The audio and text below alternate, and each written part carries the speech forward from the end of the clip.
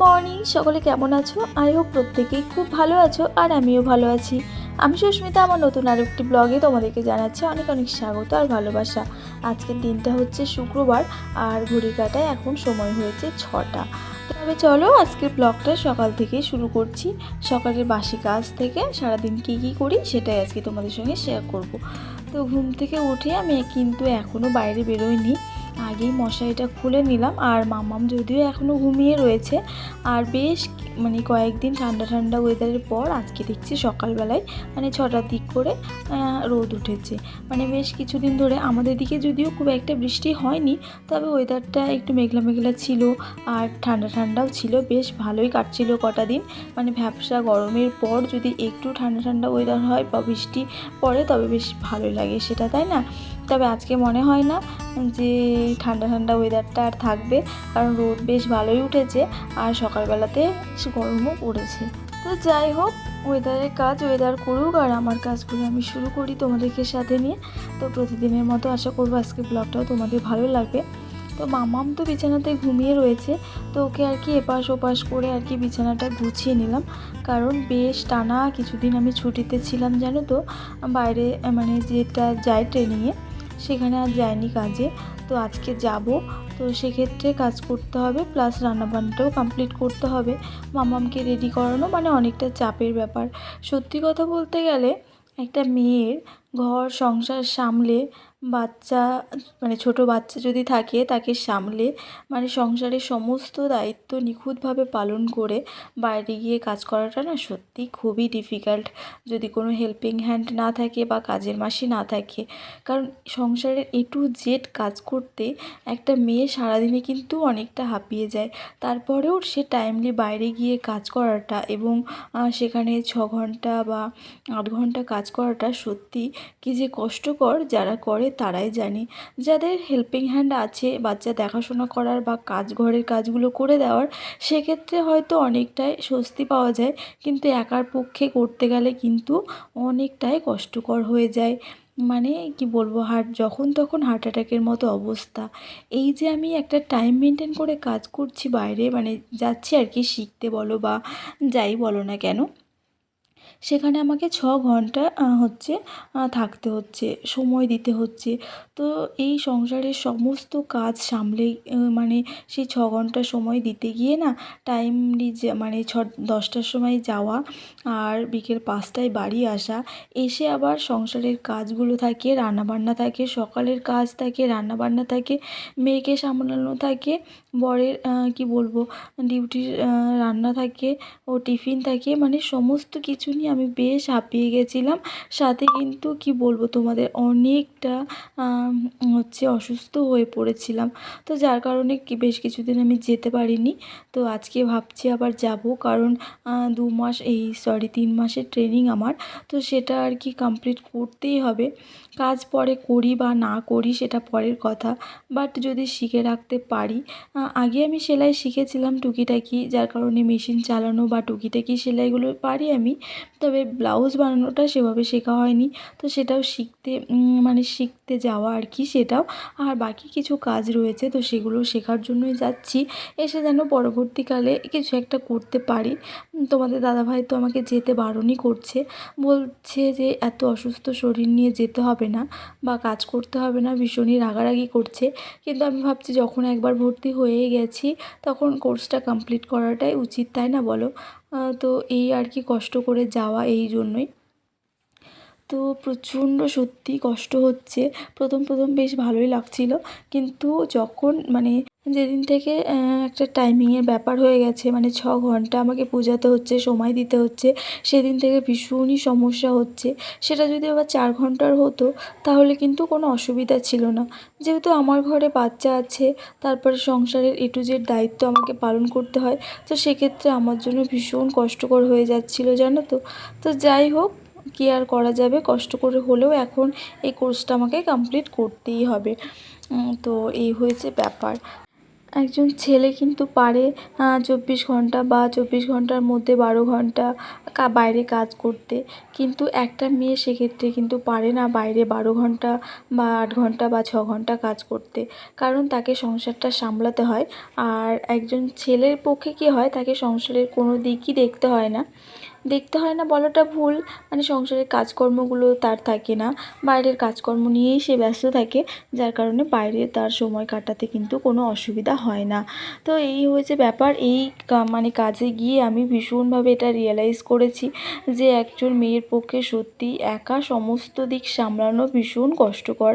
মানে সামলে বাইরে গিয়ে কাজ করাটা, যারা বাইরে গিয়ে কাজ করছে তারা তো ডেফিনেটলি জানে যে কতটা কষ্টের।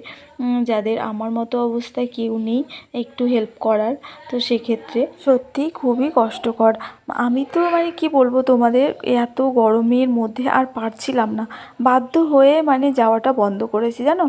আর তারপরে তো তোমাদের দাদাভাইয়ের বকাবকি আছে। মানে এমনিতেই তো আমার সুগার, তার মধ্যে যদি তোমার হচ্ছে সুগারটা বেড়ে যাচ্ছে, সকালে যে হাঁটাহাঁটির ব্যাপারটা সেটাও মানে যেতে পারছি না, কারণ একটা ক্লান্তি ব্যাপারটা চলে আসছে শরীরে, যার কারণে ঘুম থেকেও সকালে উঠতে পারছি না।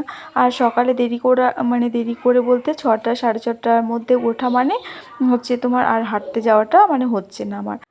তো সেই জন্য আমার সুগারটাও বেড়ে গেছে, খাওয়া দাওয়াও মানে টাইমে করতে পারছিলাম না। তো অনেক রকম প্রবলেমের মধ্যে পড়েছি জানো এই একটা মাস কন্টিনিউ করে। তো সেই জন্য যা হচ্ছে হোক, এক মুঠ কম খেয়ে বাবা একটু কষ্ট করে হলেও মানে শান্তিতে থাকতে চাই, এটাই আমার এখন যে মনে হচ্ছে। যেটা ভেবে কাজটা শিখতে গেছিলাম বা কাজ করব ভেবেছিলাম, সত্যি কথা বলতে প্রত্যেকটা মেয়েরই কিন্তু স্বপ্ন থাকে, ছোট হোক বা বড় হোক, সে একটু ভালোভাবে বাঁচতে চায়, বা তার যে ছোটোখাটো একটা সংসার রয়েছে, ছেলে মেয়ে রয়েছে, তাদেরকে একটু ভালোভাবে মানুষ করা এবং সংসারটাকে ভালোভাবে পরিচালনা করতে প্রত্যেকটা মেয়েই চায়। তো আমিও কিন্তু সেরকমই চেয়েছিলাম, যার কারণে কাজটা শিখতে গেছিলাম। বাট কাজটা করতে গিয়ে দেখছি যে আরও আমি মানে কি বলবো, উন্নতির জায়গায় আমার অবনতি হচ্ছে। তো ভেবেছি রেস্ট করে সময় নিয়ে করব, তবুও ভালো। এত মানে কি বলবো, জার্নি করে এত কষ্ট করে আমার মানে পক্ষে সত্যিই পসিবল নয়, আমি আর পারছি না, শরীরটাও আমার সাথ দিচ্ছে না। তারপরে মানে সব দিক দিয়েই আমার যেন মানে কি বলবো খারাপই হচ্ছে। তো যাই হোক, দেখা যাক কিভাবে কি করা যায়। তো এদিকে দেখো আমি কিন্তু অনেক কথাই তোমাদের সঙ্গে গল্প করে ফেললাম, আর আমার কাজকর্ম সকালের বাসি কাজ সমস্ত কিছু কমপ্লিট হয়ে গেছে। এখন স্নান করে সোজা এসেছি রান্নাঘরে, এখন 8টা মতো বাজতে যায়। তো এখন রান্নাঘরে এসে প্রথমেই যে ভাত বসিয়েছি একদিকে, আর আজকে বেশি কিছু রান্না করতে পারবো না, এই হয়েছিল একটা ব্যাপার জানো তো। এই 1 মাস ধরে সকালবেলা এই তাড়াহুড়ো করে রান্না করতে গিয়ে একটা থেকে দুটো, তার বেশি কিছুই রান্না করতে পারছিলাম না তাড়াহুড়োর মধ্যে। তারপরে বিকেলে এসে যে আবার কিছু রান্না করব, সেই এনার্জিটাও আর মানে থাকে না। আর যেহেতু তোমাদের দাদাভাই নাইট ডিউটি করে, তো সেক্ষেত্রে আমাকে 5টা থেকে 6টার মধ্যে আবার সন্ধ্যার রান্নাটা কমপ্লিট করতে হয়। তো বাড়ি যদি আসি আমি 5টার সময়, তো সেক্ষেত্রে মানে এসে হাত মুখ ধুতে, আবার বিকেলের কাজ থেকে ঘরদোর ঝাড়া, জামাকাপড় গোছানো, এই করতে করতেই 6টা বেজে যেত। তো সেক্ষেত্রে আমি রাত্রের রান্নাটাও করতে পারতাম না। প্রায় দিনই মানে তোমাদের দাদাভাই রাত্রেবেলায় মুড়ি নিয়ে যেত, মুড়ি চানাচুর, বা কোনো দিন বাইরে কিনে খেত, মানে এরকমটাই হয়েছিল 1 মাস। তো আমি দেখছিলাম যে আমার নিজের সুখটা দেখতে গিয়ে আবার তোমাদের দাদাভাইয়েরও অনেকটাই কষ্ট হয়ে যাচ্ছিল, মামামেরও খাওয়া দাওয়া ঠিক হচ্ছিল না, আর আমার তো হচ্ছিলই না। তো কি আর করা যাবে বলো, অনেক রকম প্রবলেম। তো দেখো এদিকে আমি এখন রান্না এসেছি, আজকে এক তরকারি করব, এই যে সয়াবিনের তরকারি করব, আর সঙ্গে করব পাঁপড় ভাজা। আর এই পাঁপড়গুলো না মা পাঠিয়েছে আমাকে, যদিও আমি বাড়িতে না আলুর চিপস দেবো ভাবছি, কিন্তু আর দেওয়া হচ্ছে না।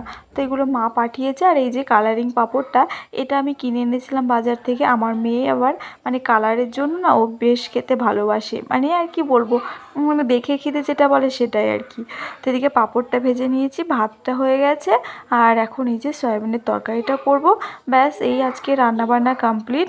তারপরে গ্যাসটা মুছে বাসনটা মেজে কোনো রকমে নাকে মুখে দিয়ে দৌড়াবো আজকে জানো। তো তো এদিকে চলো, চা খাওয়া হয়নি এখনও, তোমাদের দাদাভাই চলে এসেছে। এবার তরকারিটাকে নামিয়ে এবার চাটা বসাবো। তরকারিটাও অলমোস্ট হয়ে এসেছে, তবে চলো তরকারিটা হতে থাক। তোমরা যারা এখনও পর্যন্ত আমার চ্যানেলটা সাবস্ক্রাইব করোনি তারা ঝটপট চ্যানেলটা সাবস্ক্রাইব করে দাও। আর ব্লগটা যদি তোমাদের ভালো লেগে থাকে তাহলে অবশ্যই একটা লাইক করে দিও, কারণ তোমাদের করা একটা লাইক আমাকে পরবর্তী ব্লগ বানাতে অনেক অনেক বেশি মোটিভেট করে। তো চলো তবে বাকি কাজগুলো ঝটপট ওইদিকে গুছিয়ে নিই। এদিকে তরকারিটা করতে করতে আমি কিন্তু বাসন কোসন সব কিছু ধুয়ে নিয়েছি। তো এখন এই যে আমার জন্য করে নিয়েছি আমি হরলিক্স, আর এখানে তোমাদের দাদাভাইয়ের জন্য করেছি হচ্ছে চা। তো চলো চাটা খেয়ে এবার হচ্ছে গ্যাসটাকে মুছবো, রেডি হব, তারপরে যাব। তো গুড ইভিনিং বন্ধুরা, এখন বাজে সন্ধ্যা 6টা, আর এখন তোমাদের দাদাভাই বেরোবে ডিউটিতে। তো আমি এখন এই যে সন্ধ্যার চাটা বসিয়ে দিয়েছি। সেই যে দুপুরবেলায় সকালে চা খেয়ে কাজ গুছিয়ে গেছিলাম, তো তারপর আমি আর কোনো রকম ব্লগ শুরু করতে পারিনি। তো এখন বাড়ি এসে একেবারে ফ্রেশ হয়ে এই যে চা বসিয়েছি, চাটা খাবো। খেয়ে তোমাদের দাদাভাই যাবে ডিউটিতে, আর আমার যে সন্ধ্যার কাজগুলো থাকে সেগুলো গোছাবো বলতে আজকে রাত্রে রান্নাবান্না নেই। রান্নাবান্না নেই বলতে হচ্ছে ভাত রয়েছে অনেকটাই, সেটা আমি খেয়ে নেব। আর মাম্মাম রাত্রেবেলায় ম্যাগি খেয়ে নেবে, আর তোমাদের দাদাভাইয়ের বাইরে আজকে খাওয়া দাওয়া, তো সেক্ষেত্রে রান্না নেই। তো তোমাদের দাদাভাই এখন ডিউটিতে বেরিয়ে গেছে, আর আমি এখন এই যে প্লেটে করে নিমকি নিয়ে বসেছি খেতে। মাম্মাম গেছে ওর মাম্মামের কাছে পড়তে। তো যাই হোক, এই পর্যন্ত আজকে ব্লগটা থাকলো। কেমন লাগলো অবশ্যই জানিও, ভালো লাগলে অবশ্যই একটা লাইক করে যেও। Tata, good night.